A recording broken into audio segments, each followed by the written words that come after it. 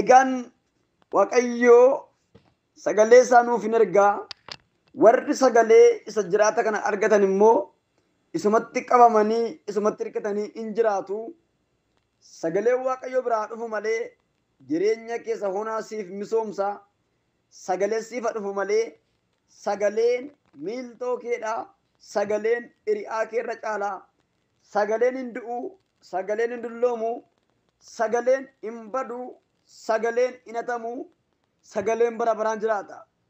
Akkuma namni waaqayyoodha Yohaanis jedhu wangeela Yohaanis boqonnaa 1 gubbaarratti duraan dursee sagaleetu ture jedhe. Sagalichi utuu nuti hin uumamin jira. Sagalichi utuu aniif isin dhalatin iyyuu jira. Duruma qilleessa kana iyyuu dachee kana iyyuu qabee kan jiru sagalee waaqayyooti. Erga dhufnee addunyaa kanatti dhufnee uumamne immoo nutis sagalichumaan geggeeffamna. Sagalichumaan baanee galla. Sagaleen nuuf kenname kuni sagalee daanga'u miti. Sagaleen nuuf kenname kuni sagalee ispaardee ta'u miti. Sagaleen nuuf kenname kuni sagalee yeroodhaan nama gargaaree yeroo bira nama dhiisisuu hin taane sagalee bara baraan cimsee nama dhaabu sagalee jireenyaati. Haaleluyyaa. Warri sagalee qabdan gammadaa kakuu baay'ee kan qabdan ergaa baay'ee kan qabdan gurri keessa waa dhaga'ee kan beeku sagalee isa jiraata kanatti jajjabaachaa kan turtan har'as waaqayyo sagalee isinitti kan dubbate gammadaa.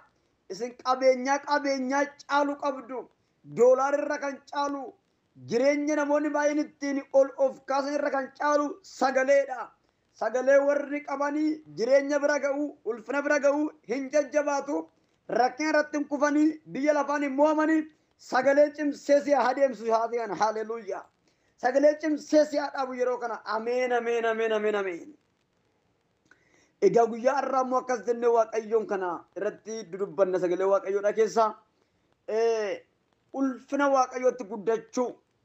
Guyyaa kaleessaa waa'ee araaraa isin barsiisaa turuu koo yaadattu har'a immoo ulfina waaqayyootti guddachuu isa jedhu walii ilaalla. Namni akkamitti ulfina waaqayyootti guddata? Ulfinni waaqayyoo immoo maali? Isa jedhu diddiignee waliin ilaalla. Yeroo kootti fayyadamee ariifadheen dubbadha.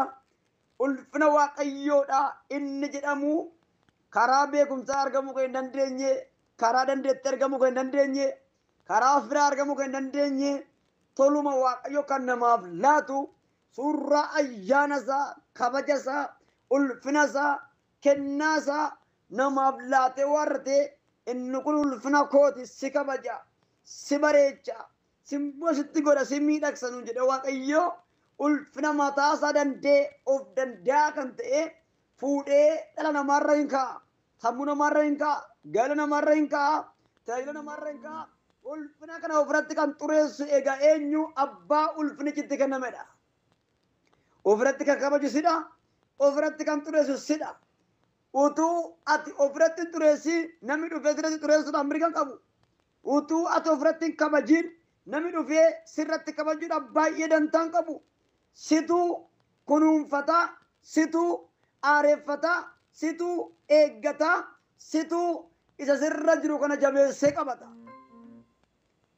Sagalee waaqayyoodhaa keessaa ergaa gara warra Efesoonitti barreeffame kan Phaawulos barreesse Efesoon boqonnaa 3 lakkoofsa 14 aga lakkoofsa 20tti ilaalla. Mee dhannee waliin dubbifannaa akkasidha. Egaa waa'ee kanaaf jilbiifadhee abbaa nan kadhadhaa jedhe Phaawulos. Waa'ee kanaaf jilbiifadhee abbaa koo nan kadhadhaa jedhe. Sanyiin waaqa keessa jiraatuu fi sanyiin lafa irra jiraatu hundinuu isumaan hin waamama. Ilaala. Waaqarra sanyiin jira. Lafarra sanyiin jiru. Sanyiin waaqayyoo jiru. Sanyiin dibataa jiru. Sanyiin waaqayyoon dhufan jiru. Sanyiin waaqayyoon dibaman jiru. Egaa sanyiin kuni hundi sanyiidha jennee hin facaafannu. Minaan facaafannu baay'ee keessa sanyii adda qonnee iddoo biraa geenya. Firoota yeroo sanyii lafa keenyarra facaasnu sanyii nuti facaasnu sun sanyii akkamii akka ta'e kamtu gaarii buusa isa kamtu yoona yeroo ijji isaa ga'utti firee gaarii na argamsiisa jedheen namni sanyii filatamaa adda baasee warra kaan irraa filatee qophaa ol kaa'a. Erga qophaa ol kaa'e sanyiin hin nyaatamu, sanyiin akaa'amu, sanyiin hin liqeeffatamu, sanyiin hin ergifamu, sanyiin hin daaskifamu, sanyiin bakka arge hin taa'u, sanyiin bishaan keessa hin taa'u, sanyiin iddoo barbaadetti hin gatamu, sanyiin iddoo qabaa, qooda qabaa, kunuunsa qabaa, eegumsa qabaa. Ati sanyii jireenyaati. Erga sanyii jireenyaa taate jireenya firga kaadhimamte sanyiin yeroo facaasnu wanti nuti facaasne dachee keessa nuu biqila. Dachee sanyii nuuf jijjiiru. Ija gaarii facaasne ija hamaa hin haammannu. Ija hamaa facaasne immoo ija gaarii hin haammannu. Dachee sanyii nuuf jijjiiru. Sagaleen jireenyaa kuni laphee keenya irraa akkuma dhufeen yoo ittiin hojjenne nurratti hojjeta. Sabaaf isin hojjeta. Ittiin hojjennu yoo ta'e ukkaanfamee ta'a. Waa socho'uu hin danda'u. Homaa gochuu hin danda'u. Kanaatiif sanyii waaqarraa sanyii lafarraa jedheeti namni waaqayyoodha Phaawulos adda baasee waa'ee sanyummaa namaa waa'ee sanyummaa biyya waaqarra jiranii dubbata.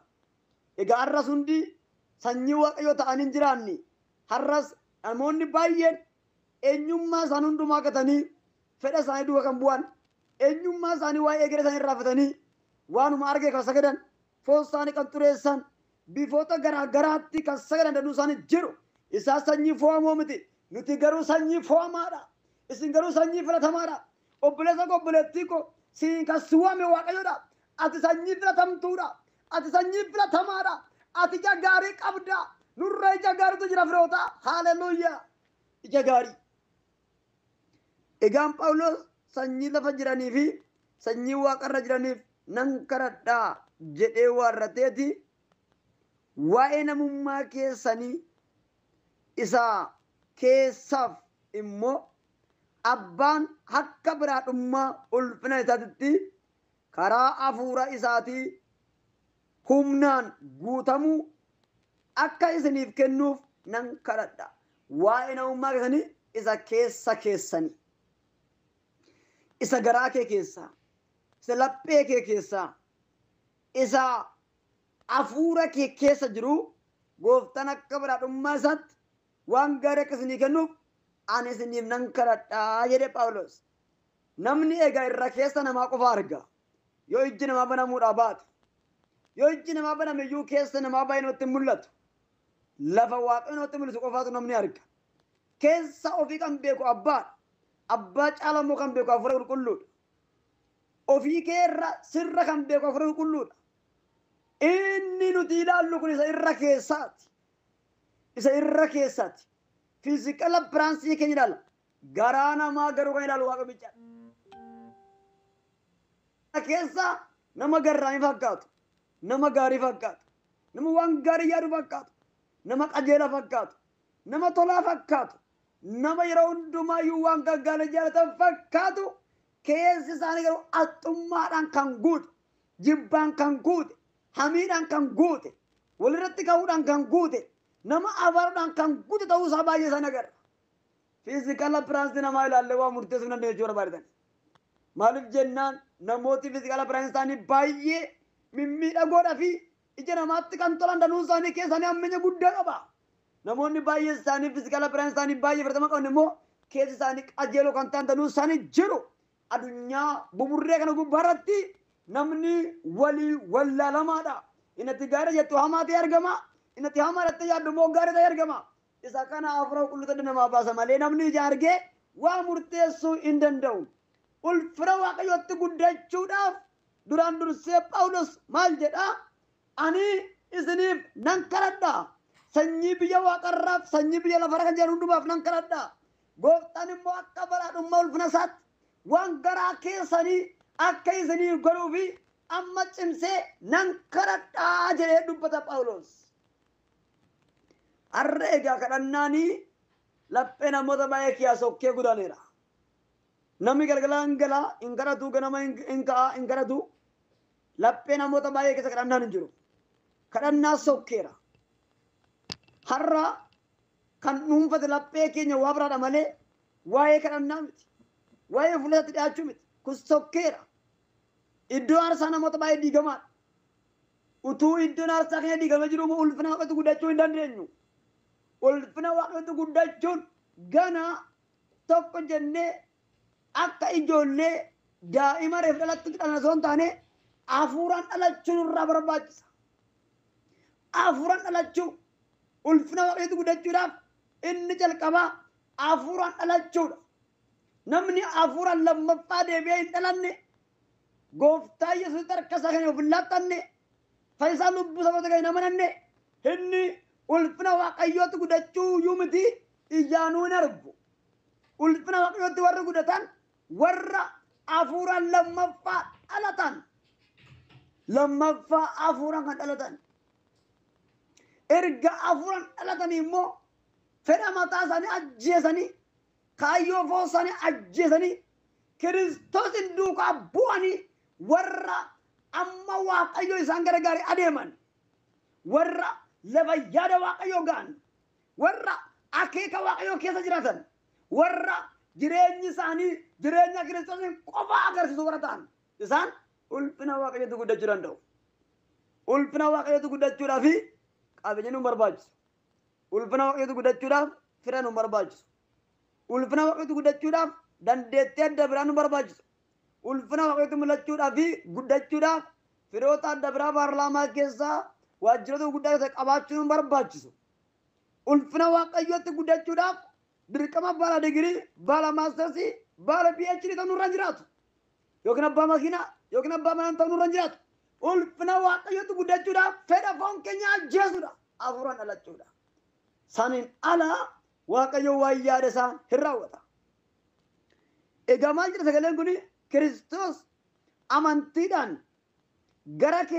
garaa keessan keessa akka buufatuuf jaalalattis hiddaa fi hundee akka godhattaniif.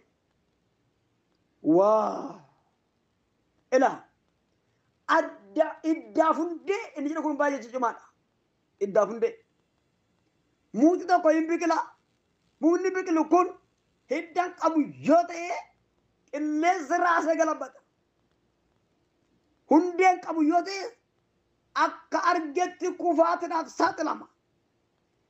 Jaalala Kiristoositti hiddaaf hundee akka qabaattan.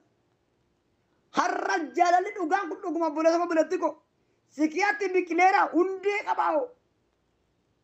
Hidda gadi yaafatee biqileeoo laphee keetti. Iddoon saayyuun jiru yoo laphee keessa. Jibbattu wal horee jira eessaa jaalala iddoo qabata. Kanaatti maal jedhaa?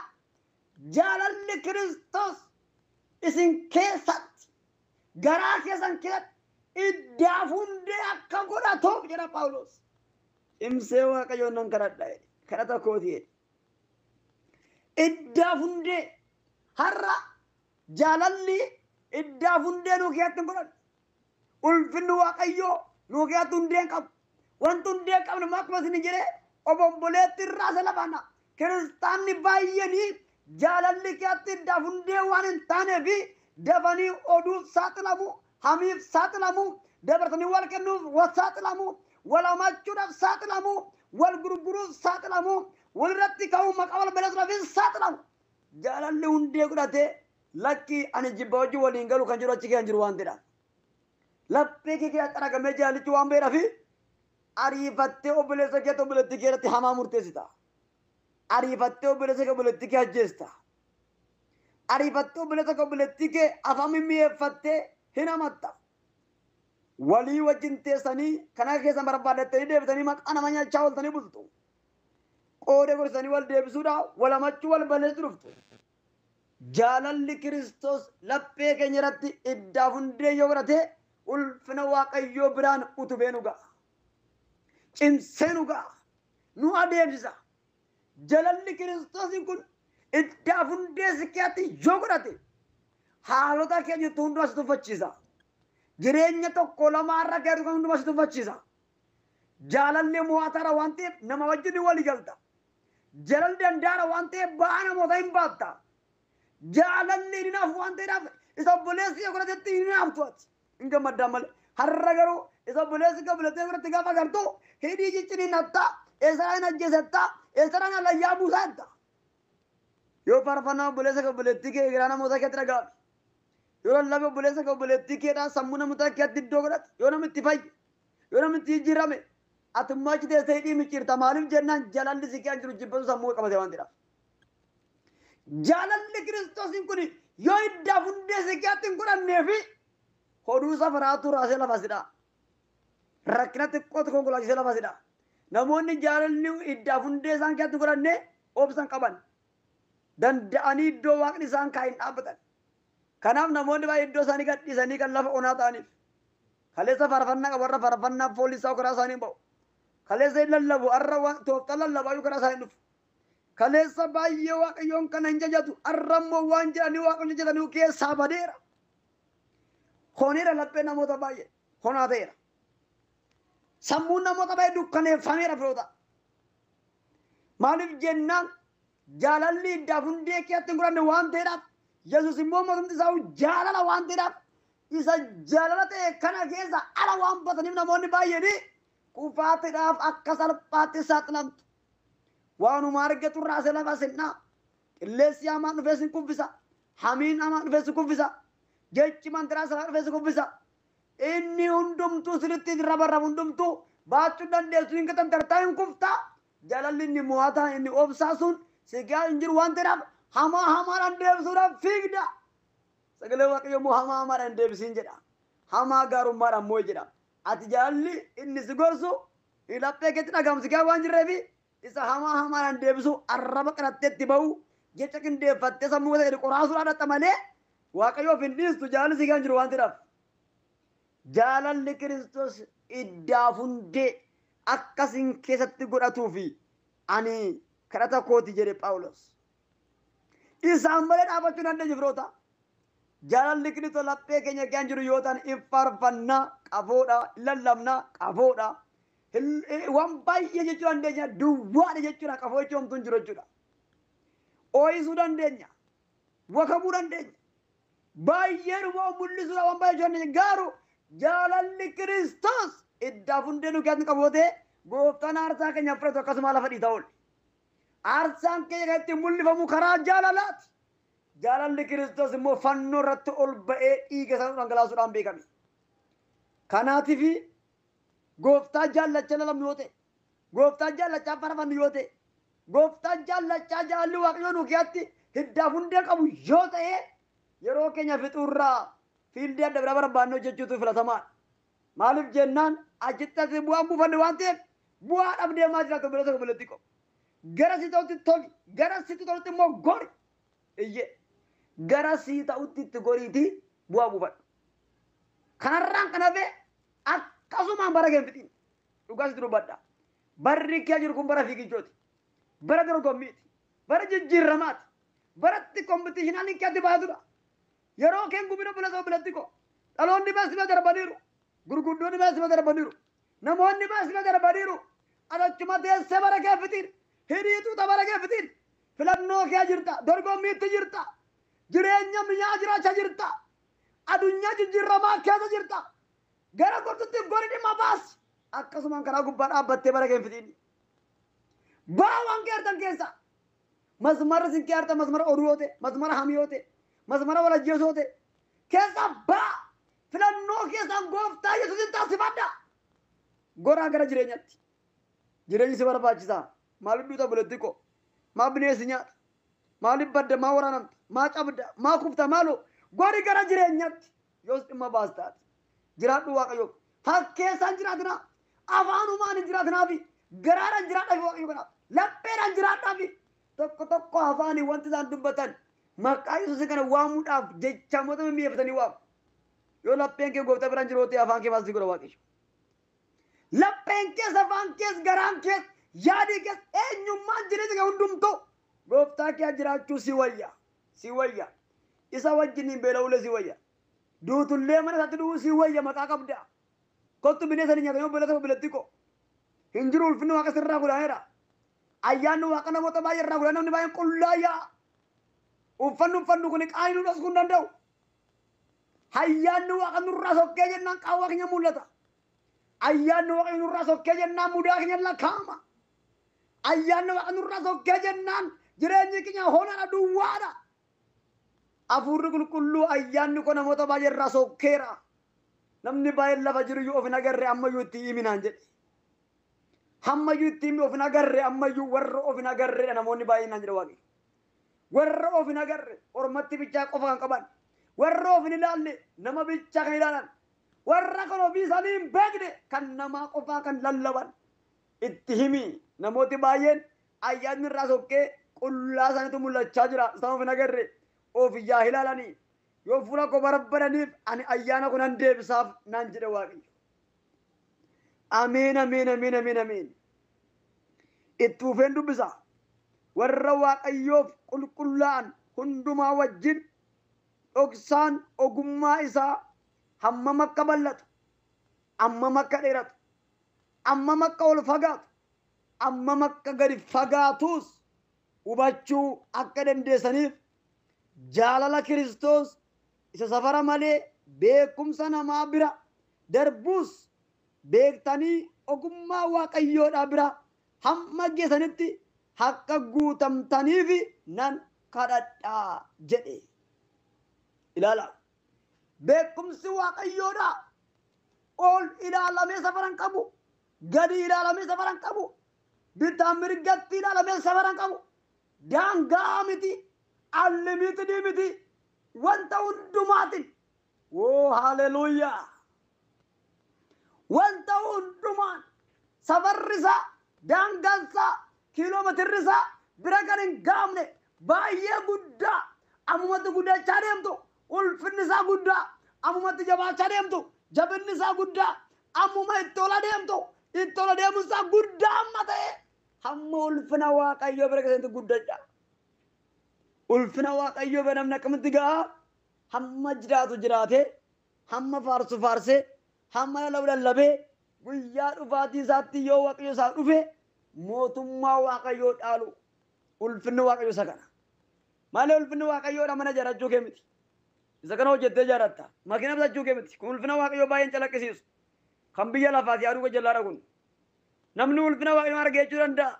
Maaliif har'a waan garaa isa gutatee natti mul'atu ulfina waaqayyoo danda'a. Ulfinni waaqayyoo isa kana miti. Ulfinni waaqayyoodha lafa waaqni siif yaade ga'uu keeti. Ejjee.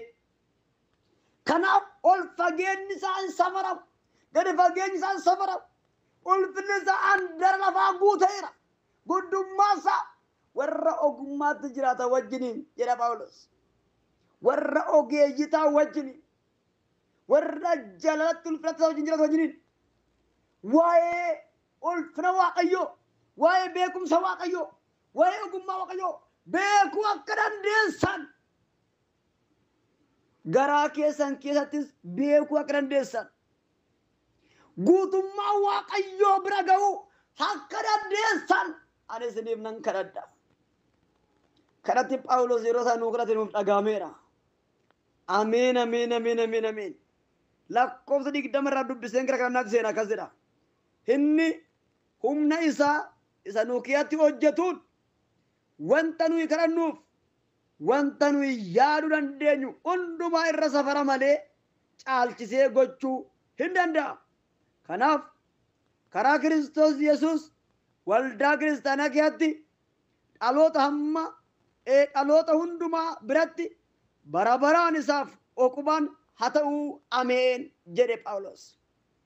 Egaani kan nama dhibu inni humna isaa isa nuu keessatti hojjetuun safara malee caalchisee hamma malee caalchisee isa nuti yaadnu garas isa nuti akeeknu garas isa nuti tilmaamne garas waan haaraa gochuu akka danda'u. Waaw! Sagalee Waaqayyoo jala muree bareechee dubbata. Safara malee caalchisee isa nuti yaadne garasitti Waaqayyo nuuf hojjechuu akka danda'u. Isa kamiin humna isaa isa nuu keessatti hojjetuun humna isaa sana daajin barbaanne humna isaa sana dadhabne humna isaa sana moofomne humna isaa sana humna jabaate kanaatiin isa nuti kadhannuuf isa nuti yaadnu gararraatti isa caalchiseeyyuu Hallelujah. Waan nuti yaadnu garas waan haaraa gochuu akka danda'u. Waaw! Karaa gooftaa Yesuus Kiristoos wanta nuti yaaduu dandeenyu garas hafuura qulqulluudha. Nu geetti waan haaraa yeroo yerootti si'aati isaatiitti gochuu akka danda'u ani isiniif nan kadhadha jedhe Phaawulos. Egaa sagaleen jireenyaa kun inni ulfina si guddisu, inni eebbata si guddisu, inni sagantaa si guddisu, inni hafuura si guddisu kun si keessa gaa buufatee jedhudha. Guddinni kee daangaa hin qabu. Guddinni tajaajila kee, guddinni jireenya kee, guddinni gaa'ela kee, guddinni ikonoomikaalii kee daangaa hin qabu. Maaliif jennaan hafuura qulqulluu isa safara malee hojjechuu danda'u si keessa jira waan ta'eedhaaf.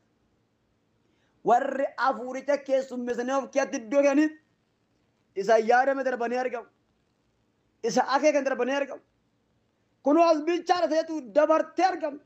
Caaltee argamta. Maquma dhiiga hojja mudaa qabne darbaa argama. Caalaa argama. Ce'aa argama. Milkaa argama dhiiga holichaatiin. Hafuurri Waaqayyoo akkas naan jedhe. Dhalootan qabee guddisuun qaba waldaa kana keessa naan jedhe. Gara ulfina kootti. Gara araara kootti.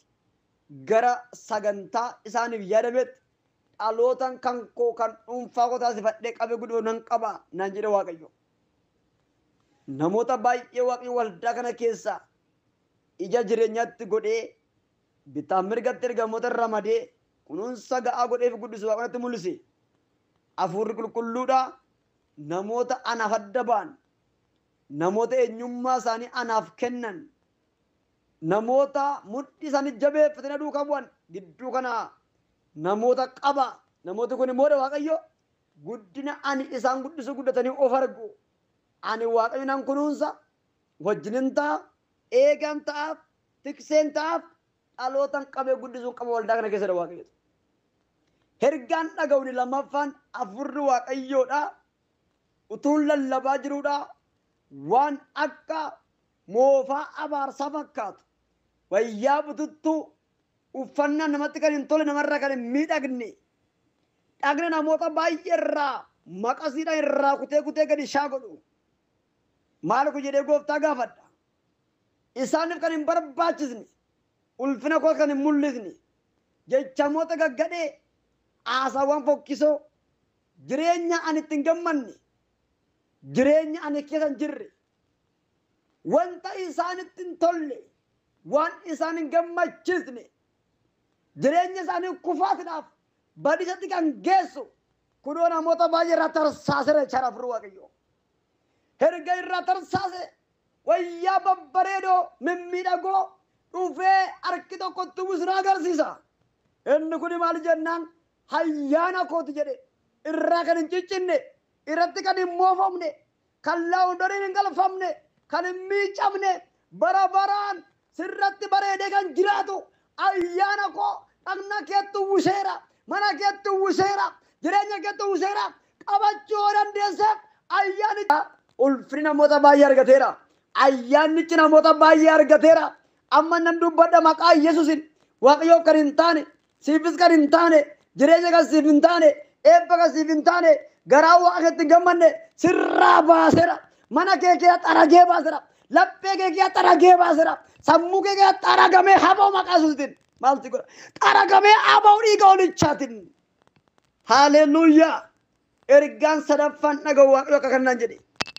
Namoota baay'ee fuulduratti godoo raafamaa, mana raafamaa, jireenya raafamaa na agarsiise. Baay'ee awwazamaadha kufuedha. Akka muka qinqinii nyaatee yoo qilleensi dhufu cabuu jiru tokko irratti mul'ata hafuura keessa gaafa ilaalu. Maal kun jennaan ilaalii gaa'illi namootaa diigamuudhaaf sadarkaa dhumaa gubbaarra ga'ee jira. Namooti baay'ee isaanii immoo bifa hirummaa utuma jiranidha. Isaanis mogoleen laafee abdii dhabanii raafamaa jiru ilaaludha jedha Waaqayyotu na agarsiise. Utuun kana ilaalaa jirudha. Hafuurri Waaqayyoo qilleensa hamaa mukoota kan raasu manneen godoo sanii raasu irraa gab godhee godoo kana aaressee ordee jabeessee gadhaamu. Mukoota waan qinqinni nyaata fakkaatu kana buqqisee muka adda biraa akka rafamneef utubaa bukkeedhaaf nu agarsiise. Maal kun jennaan gaa'elli namootaa diigamuudhaaf sadarkaa dhumaarra kan ga'an gidduu kana jiru gaa'elli kee hoduun hamiin wakabaan jechaan hin diigamu.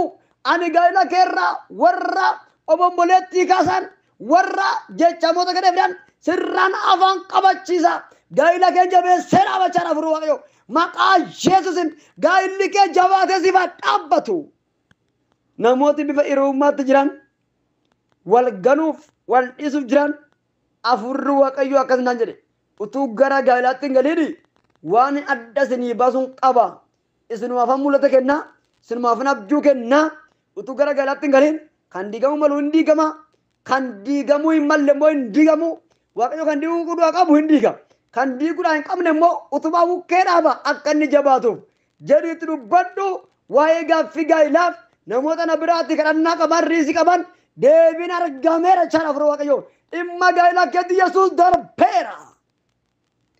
Ergaan itti argu kan dhaga'u waaqayyo akkasummaan jedha namoota yaaddoo qaban waa'ee maatii isaanii waa'ee obboleeyyaa isaanii yaaddoo kan qaban inni kan abbaan jala hidhamee kan jiru inni kan obboleessi jala hidhamee kan jiru inni kan obboleettiin jala baddee kan jirtu inni kan maatiin adda faca'anii kan jiran inni kan mana isaanii kan gatan inni kan qabeenya isaanii kan gatan gaaffii waa'ee maatiidhaa sammuu keessan gaarraa kan ta'e isinis jireenya addaatti kan jiraattan yaaddootti kan jiraattan attamintaa kan jettan malaaf dhabdanii boo'aa kan jirtan namoota akkasii argan jira.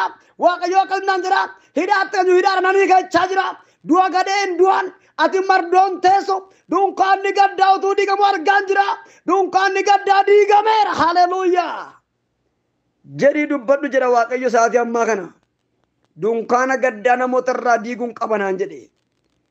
Innis jalaa hidhame abbaan kee hidhame achitti hin du'u innis jalaa hidhame obboleessi kee hidhame achitti hin du'u maatiin kee bittinnaan sassaabamu qabeenya isaan irraa ari'ataman lafa isaan irraa ari'ataman deebi'anii lafa isaanitti maatii isaanitti qabeenya isaanitti deebi'anii hin galu. Waaqayyo namoota iddoo isaanitti deddeebisu qabaanaan jedha. Waa'ee maatii kee kadhachaa kan jirtu waa'ee namti kee mo'adhaa baay'ee suukanneessa kan ta'e jiraachuudhaaf jiraattee jireenya kan siif hin taane nyaattee dhugdeessitti kan hin gorre yaaddootti galgalaa kanatti birraatti kan jiraattu lapheen kee kun kasti dhikkifatu yaaddoo irraa kan ga'e jireenyi kee gadhumachaa gadeema kan dhufee gidduu kana jirta.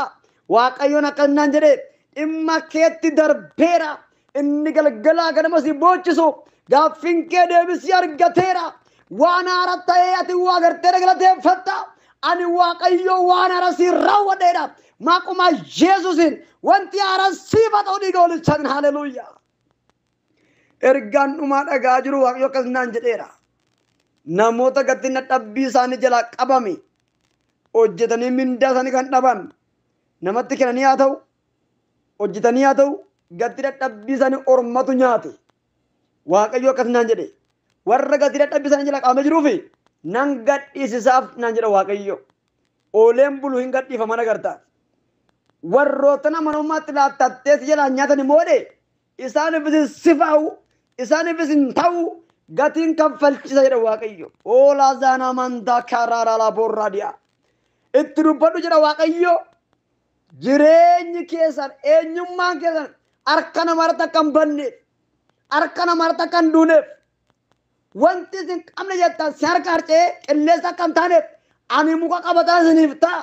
Jireenya abdii dhabeen jiraattan itti gaafatamummaa kee Yesuus furateera. Haleluuyaa namootan loluuf namootan falmuuf namootan dubbadhuuf namootan dhimmuuf gidduu kana qaba. Siifan falma siifan lola siifan dhimma siifan dubbadha jedhetti dubbadhu naan jedha afurri Waaqayyo. Inni si dubbatu argameera inni siif lolu argameera inni siif dhimmu argameera inni waa'ee kee si caala bareechee beeku Yesuus irratti argameera. Maqaa gooftaa Yesuusin ulfina Waaqayyootti guddadhaa sagalee Waaqayyootti guddadhaa eebba Waaqayyootti guddadhaa guddina daangaa hin qabne guddina tiraakii hin qabne guddina bu'aa bahii hin qabne guddina dubartoota hin qabne guddadhaa maqaa Yesuusin afuuraan guddadhaa fooniin guddadhaa guddinni kee daangaa hin qabaatin adeemsi kee daangaa hin qabaatin waqti daangessu manaa bee tiraakiin rakkinaa gufuu rakkinaa fuula kee duraan bittinnee seera maqaa Yesuusitiin. Gooftaa jiraataa siif haa galatu ulfina keetti waan nu guddifattu fulfaadhu aloonni kun yeroo hundumaa si keetti haa eegamani ba'uuf galuun kee si keessa nuuf haa ta'u araarri farjummaan kee bara nu duukaa haa ta'u sagalee kee durbattee hundumaaf ulfaadhu deebitee iddoo kee nu hin dhabiin amma sitti cimsinu dhaabi maqaa kee maqaa gooftaa yesuusiin ameen.